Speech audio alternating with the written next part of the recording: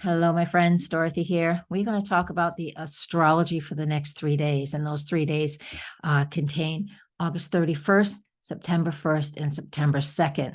Now, I'm putting these three together for a specific reason because we have a pattern in the sky in the charts in these 3 days. And that pattern is called the finger of God. And it is also called a yod or a yod, Y-O-D. And it is one apex planet, which is Venus in Leo. Gorgeous, beautiful, lovely Venus in Leo is very passionate about what she wants, how she looks, how she's expressing herself. She is making two very difficult aspects, one to Neptune and one to Pluto. I'm going to share the chart and show you what that looks like. What do we expect from this type of aspects in the sky? We're going to go into that too. Then we're going to use, here they are, Astro Dice at the end. We always do them because they're just fun. And, life is already serious enough. Let's have some fun too. But I'm going to tell you how to work through some tough stuff that's coming up. And then we'll pick a card that helps us to ground and get right down into it. I'm going to share my screen with you guys, and so you can see what I'm looking at. And we're going to talk about this chart right here. And let me just get my face out of the way. We're going to talk about this chart right here. This is Venus making a quincunx to Neptune. And that is August 31st. And the exact aspect is 12:37 p.m. That means Tuesday, Wednesday, Thursday, Friday, into Saturday. We're going to be feeling this. I'm going to tell you what it means. We also have Venus making that same aspect over there to Pluto. And that happens here. Let's grab that chart. And it's at a different location, but that exact aspect is Friday, September 2nd at 2:33 in the morning. And that is Eastern Daylight Time. Let's go back to that first chart where you can actually see this pattern and this configuration that I mentioned in the beginning in our intro called the yod. It's also known as the finger of God. Here is Venus.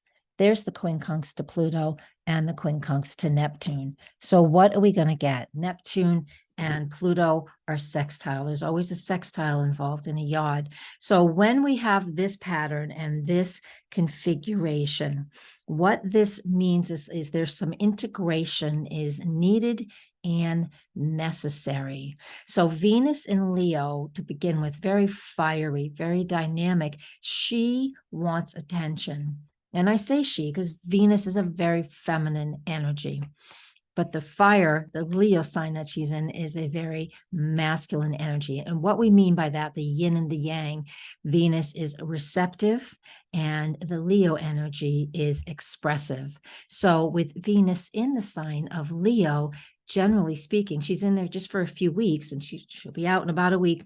Actually, yeah, by the end of this weekend, she'll be into Virgo. With her right here, right now, in this pattern, in this configuration from Wednesday, Thursday, Friday, Saturday, we'll even feel it on Tuesday. It is about discovering, what it is that you want through challenges. The quincunx is a challenging aspect. Something needs to change. We can't think this through. We absolutely have to act.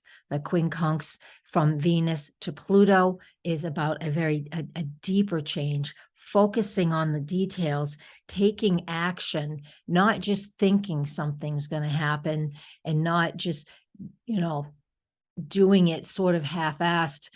Oh, sorry. You just have to move with what is going on.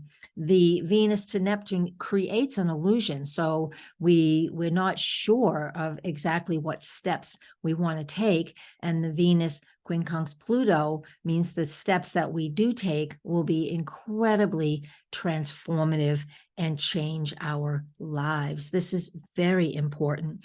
These types of stressful interactions and encounters in the sky can really, we had the sun there recently too. Whenever anything's right around 24 degrees of Leo right now, just because of the position of Neptune and Pluto, we're always going to get this pattern in the sky. and Venus is there now. So the point is like, what is it you love? What do you value? What is, what does that mean for you? What does that look like to you? Are you ready for change? Are you ready to stand up for what's important to you? Whether your Venus in Leo represents you being creative, or your Venus in Leo represents you needing and wanting attention in a relationship because that's just not been happening anymore. There is all kinds of different ways that this can play out. And let me look at my notes and see if there's anything else going on here. Yeah, trust that inner voice, right? Neptune's involved, Neptune and Pisces. So always trust your intuition the most. If you have a strong feeling that you absolutely need to do something, then absolutely do it. That is so important. And what we have going on over these next 3 days. All right. A quick bonus that we get to have: Mars sextiles Jupiter on Thursday early in the morning. So we're going to as well feel this Wednesday, Thursday, Friday. And when where's Mars at 6 Gemini? There it is, making that beautiful sextile, easy aspect. They're the same polarity. So they're assertive, they're outgoing. Mars to Jupiter is, to me, always is very action oriented. We can accomplish a lot. So while we have this sandwich on either side of this exact aspect, Jupiter, the Mars and Jupiter connection throughout this 3-day period will help us just to have some breathing room and some space to actually create something. All right. So just, I want to recap, but a lot of changes through challenges.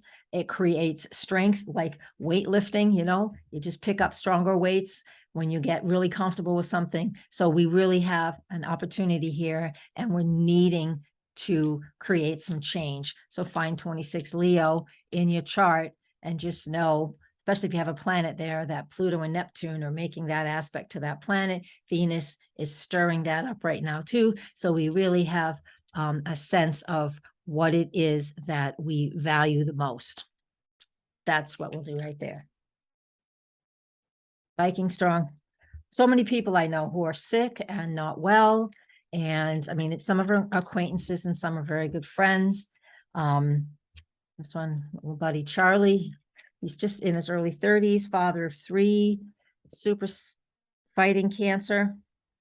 It's not fair. Nobody should be fighting cancer at any age, but however, so that's what that's for. Anyways, there's all kinds of things out there right now. People just